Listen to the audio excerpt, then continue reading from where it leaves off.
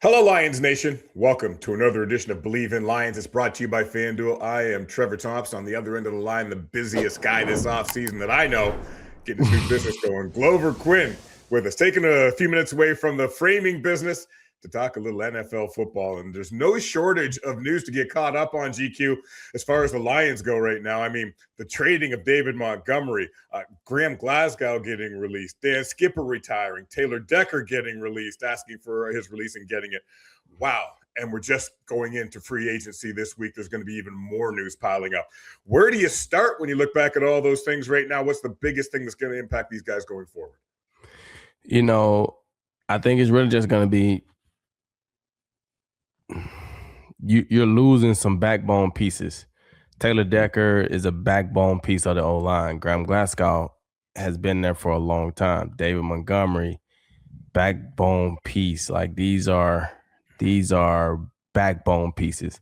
And Jahmyr Gibbs is a great runner. But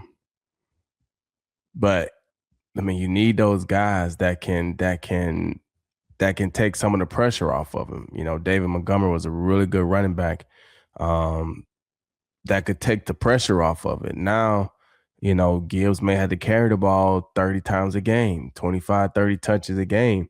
And that's fine until those hits start to add up. Is he built for that? Is he in your mind? Is he built for that? I don't like just looking at him size-wise. I don't know if I think he could handle that many touches. I don't know about that many carries. Because, touches and carries are totally different. They right? Sure Like absolutely. Carries when you're getting the ball and having to run up through the inside and you get like those are tougher. I mean, touches, when we can get him out, put him on a screen pass, get the ball in his hands on the outside. And that's where he's most effective, really. Yeah, and now he's getting tackled by DBs as opposed to, linebackers and D linemen all the time. DBs falling on you as opposed to 300-pound D linemen falling. Like, it's just different. It's just different. And so that's going to be something that they got to see, but they're still going to have to get a backup running back. He can't carry the ball every time, so they're still going to need somebody. And then when you look at the O-line, Taylor's been there for a while. And he's like a security blanket probably in the O-line, right? Like he's just the guy that they trust. He's been there. Everybody on the O-line trusts him. Now you lose him and you lose Graham, and Graham's been there, so he knows. So those are some key pieces that they're gonna have to replace. And I don't know if they just trying to make room for free agency or if they just got to clear space because they done paid a lot of guys and they got a lot of money to pay out. I mean, you got J-Mo, Amon, Jared Goff, and this guy Kirby. You pay Kirby all that money, and who knows what his status is. They paid Hutch. Don't forget they paid Hutch a bunch of money too, right? And they got to pay Jahmyr coming up. They paid a lot of guys. So it's going to be interesting because when you do that, that limits the amount of money that you can spend in free agency. And I know the salary cap is at an all-time high right now. I think I saw something say it's going to be even higher than the even highest, right? And so, it's just one of those things that they're really going to have to figure this thing out. And, that's why you trust the front office. You trust the head coach that they're doing the right thing. It's not always going to be great for the fans. But you got to trust they're doing the right thing for the team.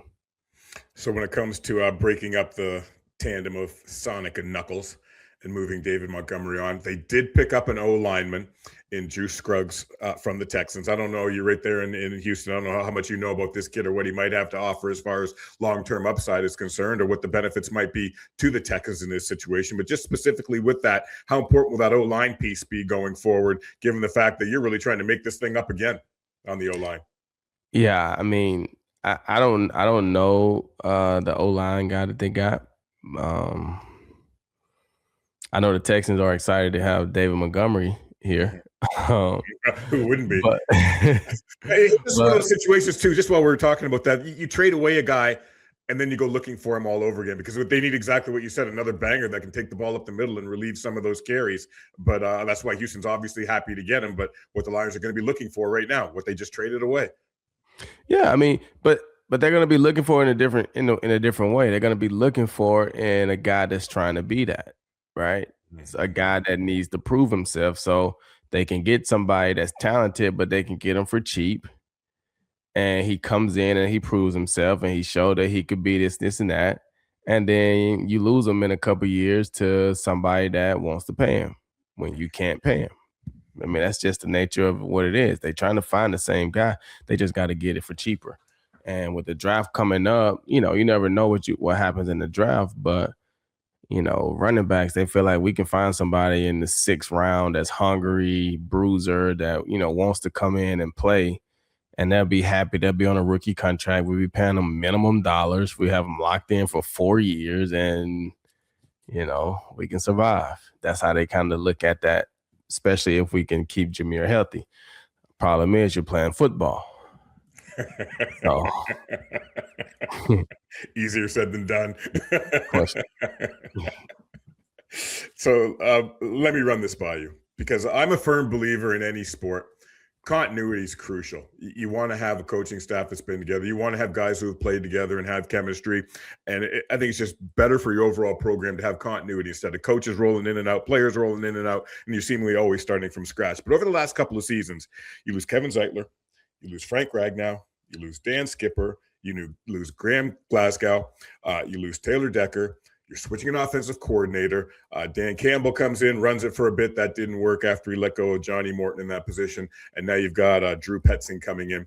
So much turnover at crucial positions and at positions where you want some continuity on that O-line, especially, and in your running game.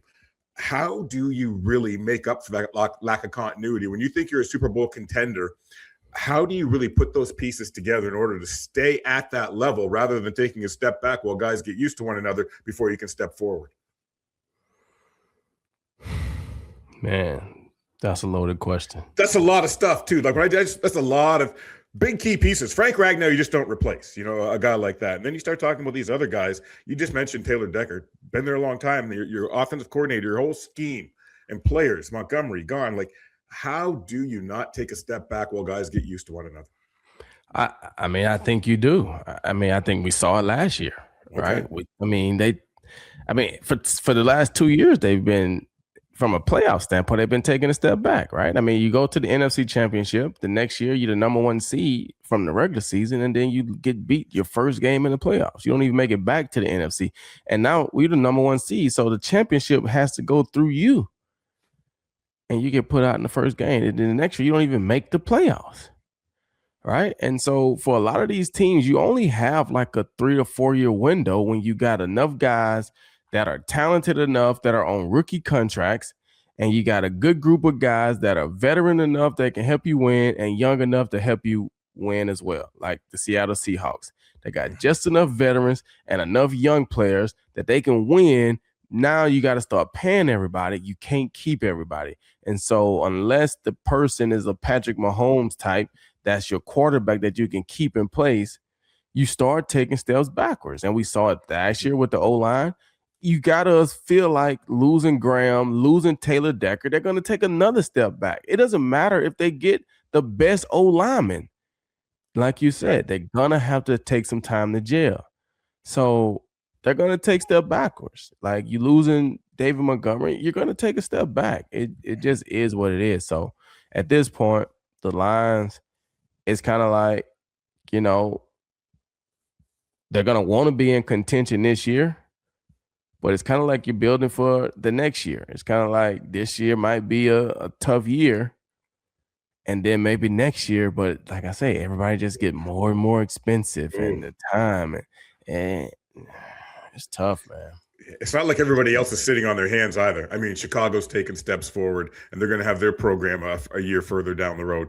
You're already perhaps behind Green Bay. I wondered what this would do to the odds with just all this turmoil, and before you get into free agency and this kind of turnover, I wondered what the odds would do as far as the Lions in the Super Bowl and their division go. And right now, FanDuel has them still at the number one odds for the division at plus 160. But here's where it gets funky to me. The Packers are second as far as odds go in the division. Yet when it comes to the NFC and the Super Bowl, the Packers are ahead of the Lions. And when it comes to the Super Bowl, the Lions are the 8th odds-on favorite at plus 1,700 to get there. How does that work in your mind? That the Lions are favored to win their division, but not they're still behind the Packers in the division race and the Super Bowl race. I don't know how that adds up, but when it comes to those kinds of races, how you see things shaking out. I don't at this point, like I said, I got to see how free agency shapes out. I got to see how the draft shapes out. But just based off of last year and the moves that's happened so far, I don't see the Lions getting any better in the division at this point. I don't see them moving past Chicago, and I don't see them moving past Green Bay. I mean, I see them either hold and serve as the third or, fall into a Minnesota. Like, wow. It's just, I mean, last year they wasn't great. They're in the same boat this year. They're going to have a new offensive coordinator. And he may be the right guy and can get some stuff going. He may be. Shep's going to be another year advanced as a defensive play caller. That may help. But at the end of the day, it's the guys on the field that play the game.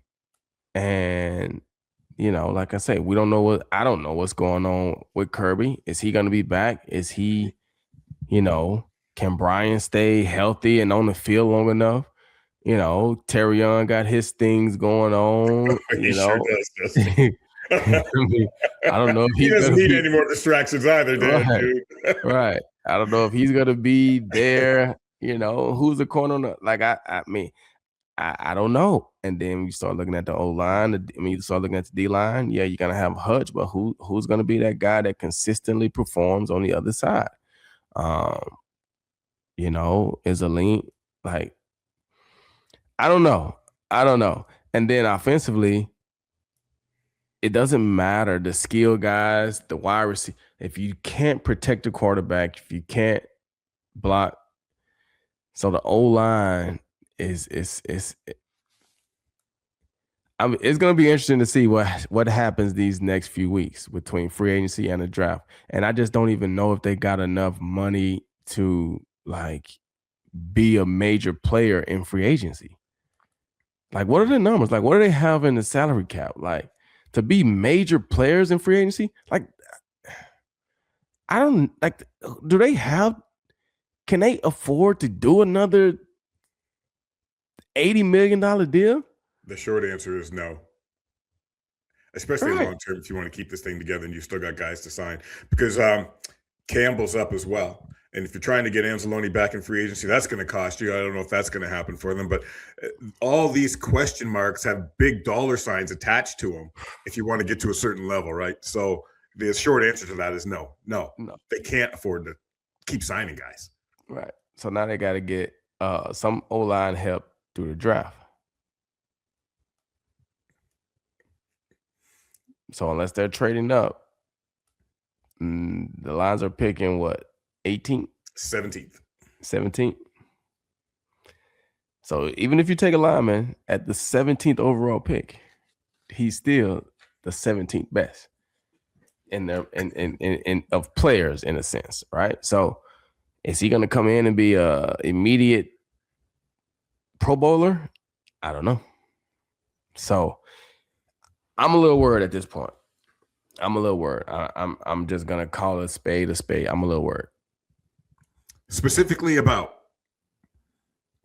the team. Worried about just everything all across the board. Yeah. Coaching, everything, like, offensive coordinator trying to integrate new guys again, like all of it coming together. Well, just a lot of stuff, right? Because players are connected to players, right? So you look at Demo getting traded away. Yeah, I get it. That's a business move that the team has to make. Mm-hmm. But that still doesn't take away the fact of how the guys in the locker room felt about him. Right.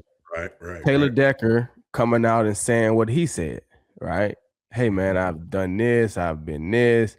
I I wanted to do this and this and that, but just after several talks and this and that, that's probably not going to happen. So I had to ask for my release, right? So now players in the locker room start to feel like, all right, well, they let Demo go. They ain't want to take care of Demo.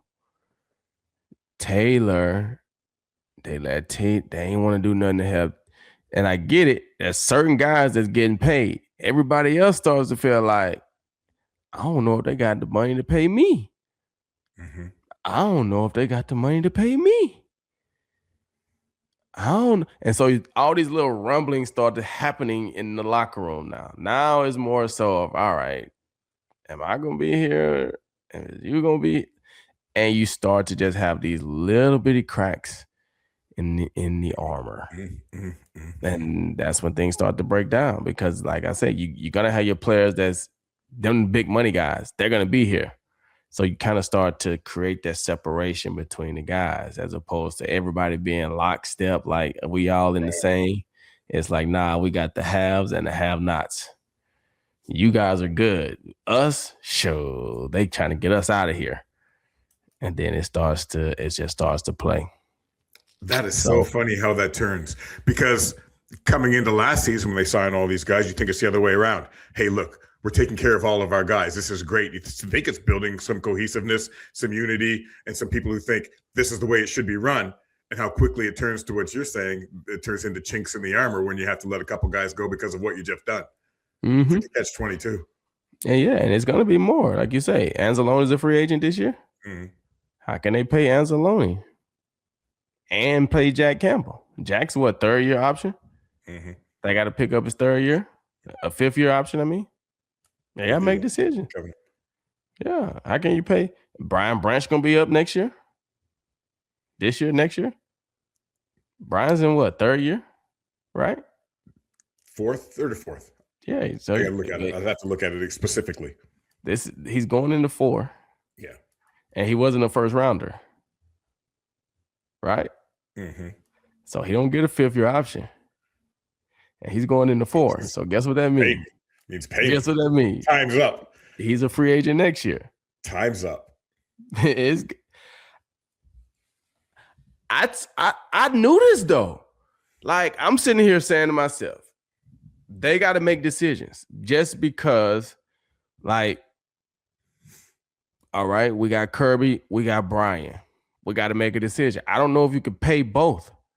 I don't know if you could pay $80-something million to Kirby, another $80-something million to Brian, and then Terrion's gonna be in third year next year. So you're gonna have to be deciding what are you gonna do with him?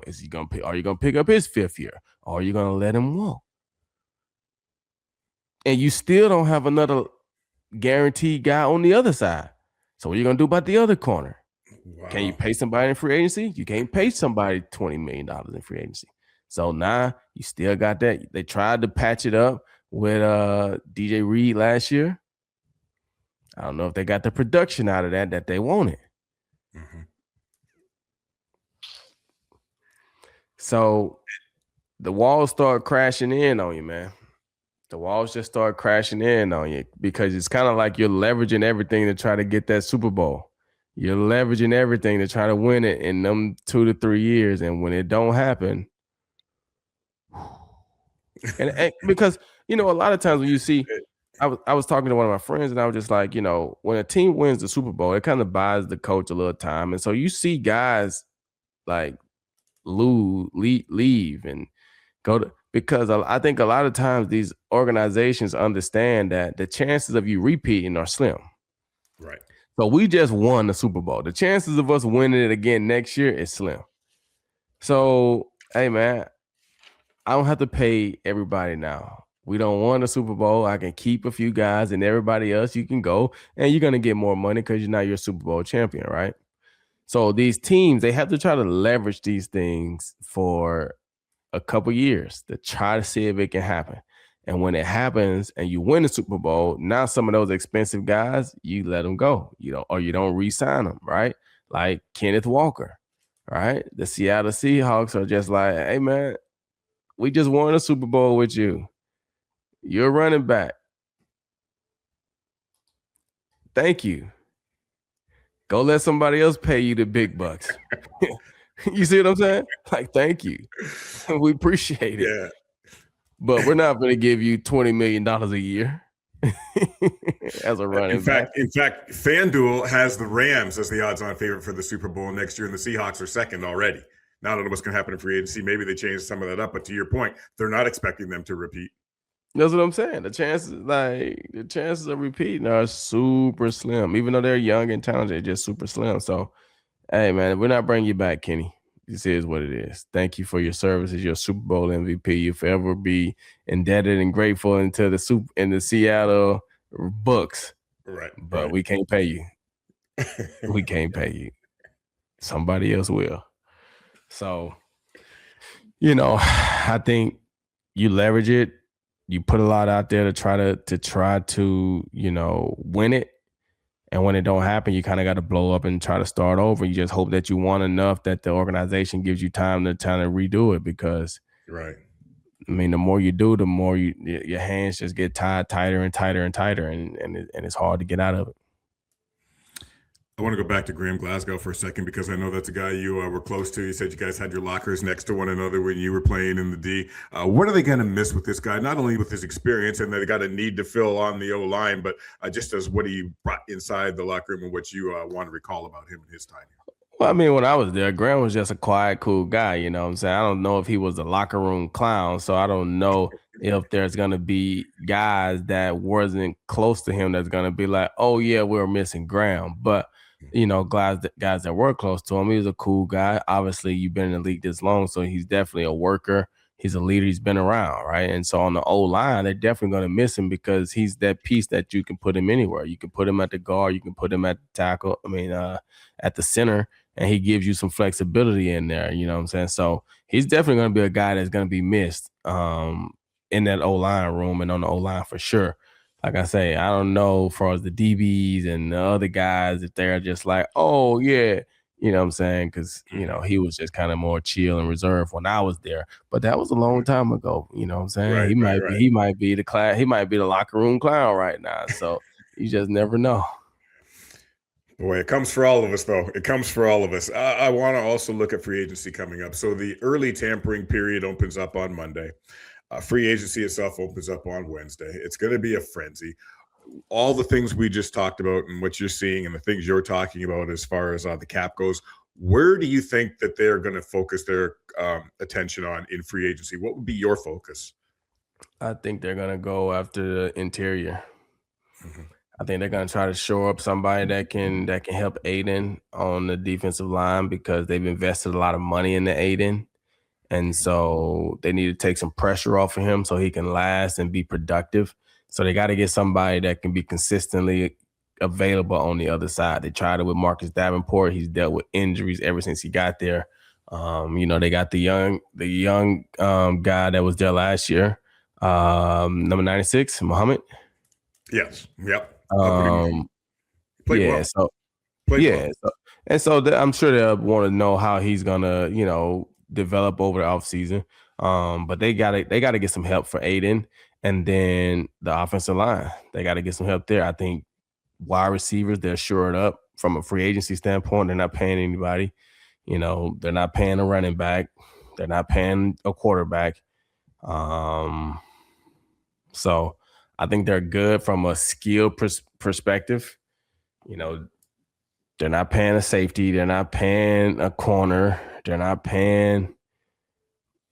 If they pay a linebacker, you got your own that you can pay, and that's alone if they really feel that way about you. So I think it's going to be the interior, offensive line and defensive line. I think free agency, probably O-line. Yeah. Draft, probably D-line. That's the way I had to go to, just because you want more experience on that O-line, right? That's imperative going forward. You can't be training guys up to learn the league as rookies at a position like that, when that's really where you're struggling right now. So you think that'd be the way they'd go, O-line and see? Yep. So and I would look at, O-linemen that are connected to the offensive coordinator. There are O-linemen in Arizona that's free agents that were okay, or somebody that they can get in that already knows the system, and that can kind of help fast track them. You know what I'm saying? So I would look for guys that's probably connected to the offensive coordinator. Yeah, and I just saw on Sunday too. We were talking about a backup running back and guys that are connected to Drew Pensing. James Conner was one of those guys. He was being mentioned as a potential replacement, but he's going to stay in Arizona. So there's a connection that you might have thought you could make, but you're not going to be able to. How important are those connections and familiarity from that sense, as far as bringing in new guys and, as you say, accelerating the process? I mean, it's definitely important, to have some of those guys. It's just all about how you bring them in. All right. And it's like I say, the NFL is a grown man's league. Mm-hmm. And when I say grown man, these people have families. It just is what it is. And so for you to get a new offensive coordinator and then he brings in his own lineman and it takes away the job of a guy that's been there, that already has a relationship with the guys, that's been waiting to get his turn. And now just because we got a new offensive coordinator, they just bring in a guy because he knows the system already. It just kind of plays more with fractures. It plays with the fractures. I'm just telling you. I always get interested in this, how you break that down, because you keep it real as far as that goes, and the things that do break locker rooms up, or the things that guys think and their mentality when they see certain things happen around them. It happened with me. When I came to Detroit, Louis Delmas was the safety that they drafted in the second round. He was the missile. He was the guy that, the fans, the players in the locker room, they were like, oh, that's Lou, right? Mm-hmm. Next thing you know, they come sign me in free agency.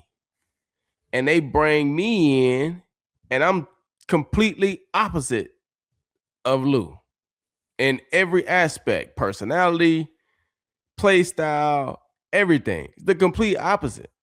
Problem is, Lou was trying to get paid.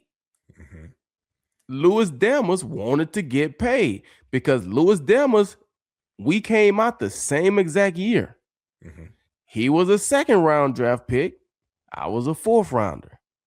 So when I was up for free agency, guess what?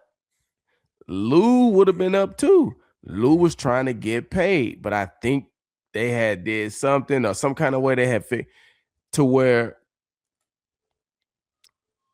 they wasn't paying him because he had knee issues and he had things that they didn't want to pay him. Mm-hmm. But they paid me. You got in his pockets. So then now I come in and I'm catching the strays that I ain't have nothing to do with. Did you feel it? I felt, of course I felt it. You did, yeah. No question. How did it affect you? It didn't. Really? This was my whole thing. You got to watch out in business. Hey, guys. I didn't call the Detroit Lions and tell them to sign me. They called me. So y'all ain't got no reason to be upset with me.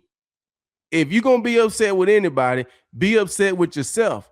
Because if you was doing what you needed to be doing, then they wouldn't have called me. They called me because you wasn't doing what you needed to be doing. And seriously, I was there 1 year and all those guys were gone. I came in, they drafted Slay that same year. And then they brought in Rasheem Mathis that same year. We played one season, 2013. One season. I had Louis Delmas, had Chris Houston, had a couple other guys. After the 2013 season, when Coach Caldwell and them came, Louis Delmas was gone. Chris Houston was gone. All those guys were out of here. They brought in James Ahedebo. They drafted another guy, and they started turning the whole room around.